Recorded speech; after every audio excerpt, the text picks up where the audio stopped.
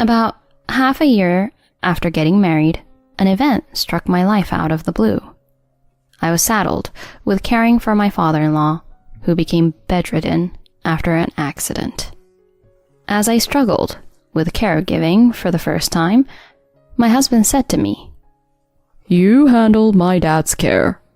We're going to relax in Hawaii." He and my mother-in-law left for Hawaii, leaving me behind. But they were unaware of the tragedy their decision would later cause. My name is Adeline. I'm 30 years old. I've always loved cooking, so after college, I joined a major restaurant chain. 8 years in, I'm now in charge of developing new products in the planning department. I met Will, who would later become my husband, 2 years ago. I happened to go to my favorite bar alone, and since it was full, I was seated at the counter next to Will. We struck up a conversation through the bar's owner and found out we were the same age. Our chat quickly blossomed, and we ended up exchanging contact information. Since then, Will would regularly ask me out for meals, and we started dating. I found myself drawn to his bright and funny personality, and it seemed he felt the same. Our relationship naturally progressed, and after dating for a year, we tied the knot 6 months ago. Currently, we're enjoying newlywed life in an apartment halfway between our workplaces. Both of us working means sometimes skimping on housework, but he always said with a smile, "Don't worry about the housework being perfect. I'm happy just being with you, Adeline." I wish I had time to make a proper dinner, though. "Oh, it's fine. Just having dinner with the person I love is happiness enough for me. That's what I think." Thanks. You're always so kind, babe. Only to you, honey. I want to be super kind to the person I love. That makes me happy. I'm so glad I became your wife. Me too. Having a wife like you makes me super happy. Even half a year into our marriage, our relationship was so good that we could have such conversations. I thought our happy days would continue forever. But those happy days suddenly became out of reach. One day, when I came home from work, Will was already in the living room. Usually, whoever gets home first would greet the other. But the atmosphere was strangely heavy that day. He was frowning at his phone, and I tentatively spoke to him. "Hey, you. I'm home. Is everything okay?" "Hi, babe. Welcome back. I was just zoning out." "You looked really worried. Did something happen?" "Well, I just got a call from Mom." "From your mother?" "Dad had an accident." "What?" I was so shocked. I couldn't quite process his words. But we couldn't just sit around at home. I held his hand and said, "What are you sitting around for? We need to go to your dad right now." "No, we can't right now." "Why not?" "Dad's not in a state to be seen right now." "You mean his condition is really bad?" "Yeah, Mom says she'll stay with him until he settles down. So we don't need to go." "Oh." His words let me know there was nothing I could do at the moment. I let go of his hand and sat down on the sofa as well. I hope he's okay. Will remained silent. His silence only amplified my anxiety. Just the other day, my father-in-law, Derek, has celebrated his 65th birthday. He always took care of his health and was the picture of wellness, going hiking and golfing on weekends.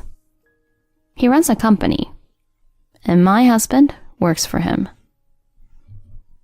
It must be tough for him to see his father, who's also his boss, like this.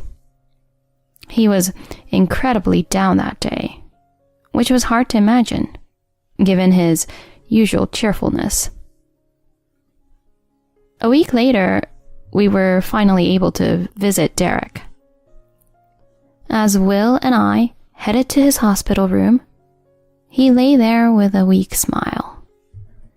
"Derek, how are you feeling?"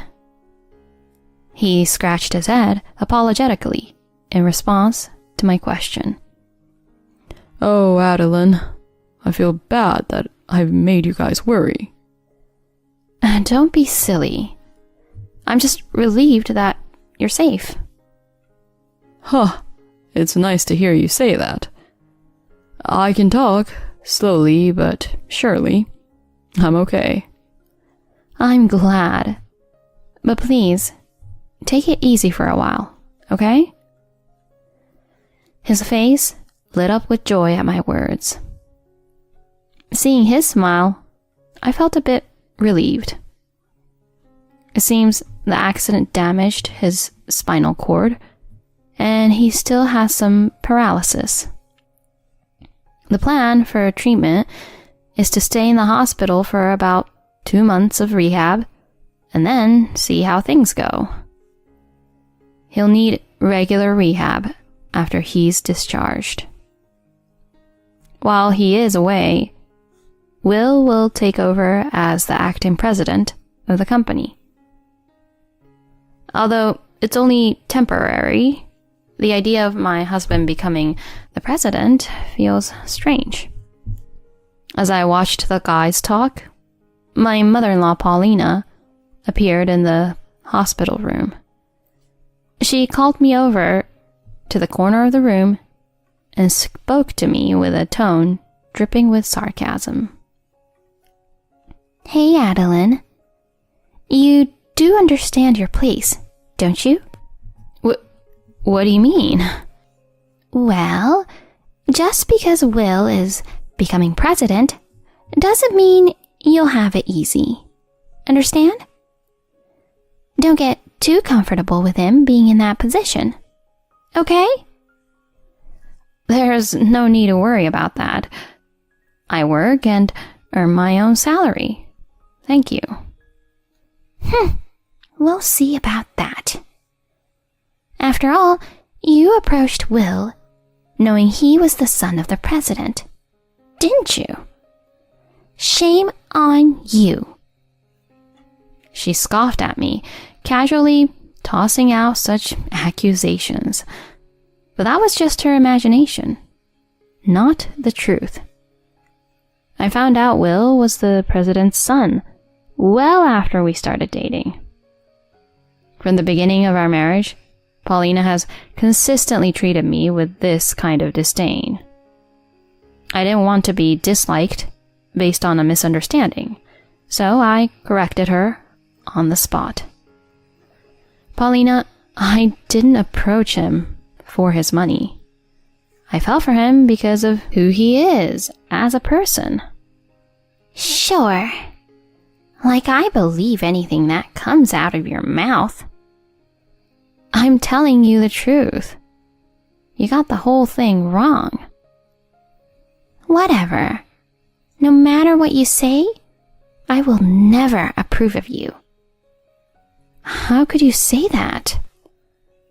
Perhaps, noticing our conversation, Derek asked, "What's going on?" She dismissed it with a "nothing" and glared at me.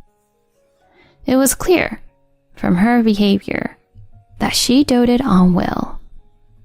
She probably sees me as a gold digger who got close to her son for his money after just a year of dating. She has been cold to me since we went to greet her for her marriage.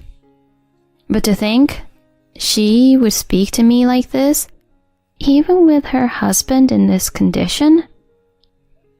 To complicate matters, my husband is also very fond of his mother.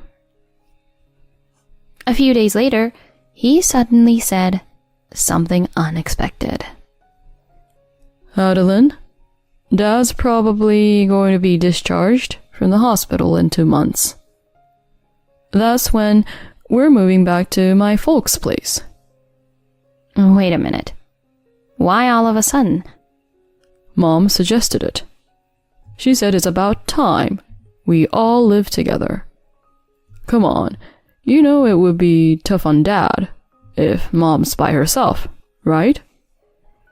Yeah, but springing this on me all of a sudden is a bit much. What are you talking about? We should be grateful. Mom's offering for us all to be together. I struggled to find the words to express what he meant by grateful. I stood there, perplexed, while he firmly stated his case. Anyway, it's already been decided. Start packing so we're ready to move in together. Hold on. If we move to your family's place, our commute will become a hassle. We specifically chose an apartment midway between our workplaces for a reason. It's only about a 15-minute drive from the house. If anything, it's closer for you. You're lucky. It seemed that he and his mother had already settled the matter of living together. Despite my repeated attempts to put off the idea, he never listened to what I had to say. Recently, he had become more devoted to his mother than ever before. At the same time, his attitude toward me had grown increasingly harsh with each passing day. Today was no different, as he came to me with another nagging lecture. Hey, how's the packing going? I can't take time off on moving day, so you'll have to cover for me, okay? You'll also handle the caregiving and the housework. Don't put any strain on Mom. The stress of moving preparations, along with a peak period at work, was taking a mental toll on me. 2 months later, we successfully moved, and Derek was discharged from the hospital. But without a moment's rest, I was thrust into the unfamiliar world of caregiving. I woke at 4 a.m. to prepare breakfast and do the laundry. Once that was done, I would hurry to help Derek with his morning massage and getting dressed. I had to eat before Will and Paulina, and right after finishing, I helped Derek with his meal. Only after everyone had breakfast could I finally head to work. Despite my efforts in caregiving and household chores, it seemed I could never satisfy Paulina. Every morning, as I tried to leave for work, she would invariably hold me back. Adeline, dear, could I have a word? I'm sorry, I really need to get going. Don't you get smart with me, young lady. I wanted to express some concerns about breakfast. I'll listen when I get back, but for now, I really must. Don't talk back to me. Sit down. But please, sit down now. With her shout, I started getting a throbbing headache. Lately, every unreasonable lecture from Will or his mother triggered palpitations and headaches. Responding would only make matters worse, though. Remaining silent was the quickest way to end the confrontation. Because of her lectures, I was always nearly late for work. Having never been late before, my colleagues began to express concern. 3 months had passed since Derek's discharge, and my days were busier than ever. After returning from work, I had to immediately start preparing dinner. One evening, rushed by the lack of time, Will criticized the meal I hurriedly put together. Hey, Adeline. What the hell is this? I come home tired, and this is what I get? I'm sorry, I had to step away to wash Derek, so I just made stew. Ugh. Make something more substantial next time, will you? Paulina just smirked at my silence. Feeling dejected, I went to help Derek with his evening routine. Noticing my demeanor, he expressed concern. Adeline, dear, you don't look well. Are you all right? Oh, yes, I'm fine. Just a little busy with work. Are you sure that's all? I've been hearing a lot of shouting from my wife and Will. It's all my fault. I'm just not very efficient at things. Well, I don't see it that way. To keep him from worrying, I forced the biggest smile I could manage and lied. Otherwise, I wouldn't have been able to keep it together. Honestly, I wanted to escape from here for so long. But now I kept thinking, what would happen to him if I left? With that thought, I just couldn't bring myself to abandon everything. As the end of the year approached, I got some time off from work, but that just meant I was stuck with more chores at home. It was on New Year's Eve that Paulina dropped a bombshell. Mom and I are going to Hawaii. What? Hawaii? Yeah, Mom and I have been planning this. Wait a minute. How can you even think of that with your dad in this condition? It's fine. You're here, right? You're off work. You can handle it. My husband and his mother had this smug look on their faces as they showed off their huge suitcases. They seemed to find my bewildered state amusing, barely holding back their laughter.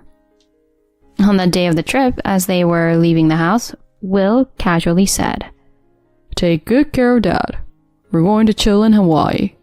Good luck on your own. They laughed and closed the door behind them. That's when something inside me just snapped. Good luck? Take care of him? What is he even talking about? Why do I, the daughter-in-law, have to do everything by myself? That's it. When they get back, I'm definitely getting a divorce.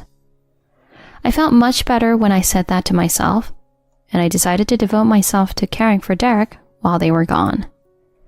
Since I was going to get a divorce anyway, I didn't bother with the housework.